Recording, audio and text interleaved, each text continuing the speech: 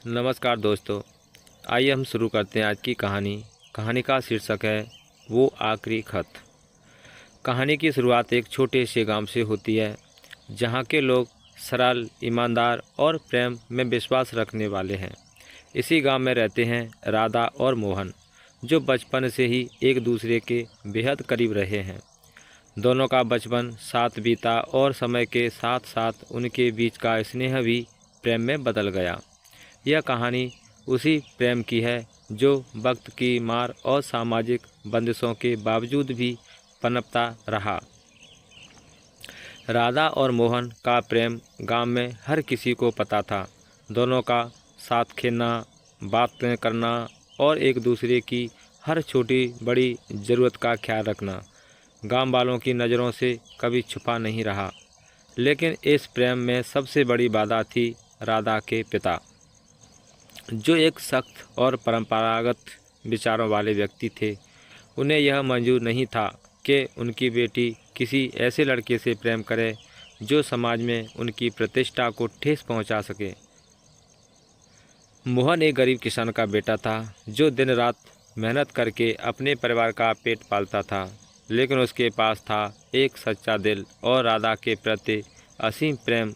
दूसरी ओर राधा एक संपन्न परिवार की बेटी थी जिसका भविष्य उसके पिता ने पहले से ही तय कर रखा था। प्रेम की राह में बाधाएं। एक दिन राधा के पिता को उनके प्रेम का पता चला। वो इस रिश्ते के सख्त खिलाफ थे। उन्होंने राधा को मोहन से मिलने जुलने पर रोक लगा दी और उसकी शादी कहीं और तय करने की कोशिश शुरू कर दी। राधा को अपने पिता की बातों से गहरा आघात लगा, लेकिन वह अपने प्रेम के प्रति वफादार थी। मोहन और राधा अब छुप छुपकर मिलने लगे। वे जान गए थे कि उनका प्रेम अब केवल उनके बीच नहीं रहा, बल्कि समाज और परंपराओं से लड़ाई लड़नी है। विपत्तियों के बादल। जब मोहन ने इसी बीच गांव में बाढ़ आ गई और मोहन का घर और खेत पूरी तरह बर्बाद हो गए। उसे गांव छोड़कर शहर में काम की तलाश में जाना पड़ा। जाते समय मोहन ने राधा से वादा किया कि वह जल्द ही वापस आएगा और उसे हमेशा के लिए अपने साथ ले जाएगा। राधा ने मोहन का इंतज़ार करना शुरू किया, लेकिन मोहन के जाने के बाद उसके पिता ने उसकी शादी एक बड़े जमींदार के बेटे से तय कर दी। राधा को मजबूरी में इस रिश्ते के लिए हाँ करनी पड़ी, लेकिन उसके दिल में अब भी मोहन के लौटने की उम्मीद थी। मोहन शहर में मेहनत करता रहा, लेकिन वहाँ की बेरहम जिंदगी और गरीबी ने उसे पूरी तरह तोड़ दिया। उसने राधा को चिट्ठियाँ लिखनी शुरू की, लेकिन गांव के लोग इन चिट्ठियों को राधा तक पहुंचने नहीं दिया। राधा को लगा कि मोहन उसे भूल गया है और वह भीतर से टूटने लगी। वहीं दूसरी तरफ मोहन भी इसी गलतफहमी में जी रहा था कि राधा ने उसे छोड़ दिया। वह निराश हो गया, लेकिन फिर भी उसने हार नहीं मानी। उसने अपना दिल मजबूत किया और सोचा कि वह एक दिन राधा के पास ज़रूर वापस जाएगा। समय बीता गया और राधा की शादी का दिन करीब आ गया। उसकी आंखों में आंसू थे, लेकिन दिल में मोहन की यादें थीं।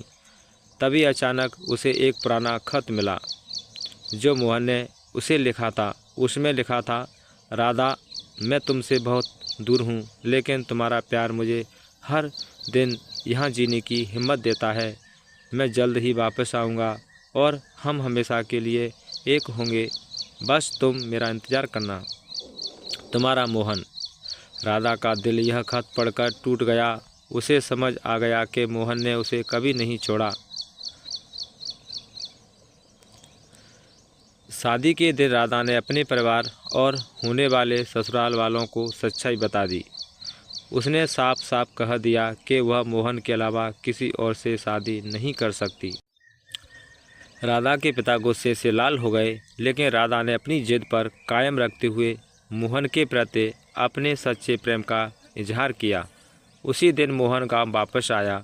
वह सीधा राधा के घर पहुंचा और उसके पिता के सामने खड़ा हो गया। उसने अपने प्यार के लिए किसी से भी लड़ने का साहस दिखाया। राधा के पिता ने पहली बार उसकी आंखों में ऐसा साहस देखा और आखिरकार उन्होंने राधा और मोहन के प्रेम को स्वीकार कर लिया। राधा और मोहन की शादी हुई और उन्होंने एक नई जिंदगी की शुरुआत की। उनके प्रेम की कहानी गांव भर में मशहूर हो गई। दोनों ने साथ मिलकर नई चुनौतियों का सामना किया और खुशहाल जीवन जिया। इस तरह वो आखिरी खत उनके प्रेम की निशानी बन गया। उसने उनके जीवन को एक नया मोड़ दिया और उनके सच्चे प्रेम की जीत को निश्चित किया। अगर आपको हमारी कहानी अच्छी लगी हो तो हमारे चैनल इंडियन स्टोरी टून को सब्सक्राइब कीजिए और लाइक कीजिए। धन्यवाद। राधे राधे।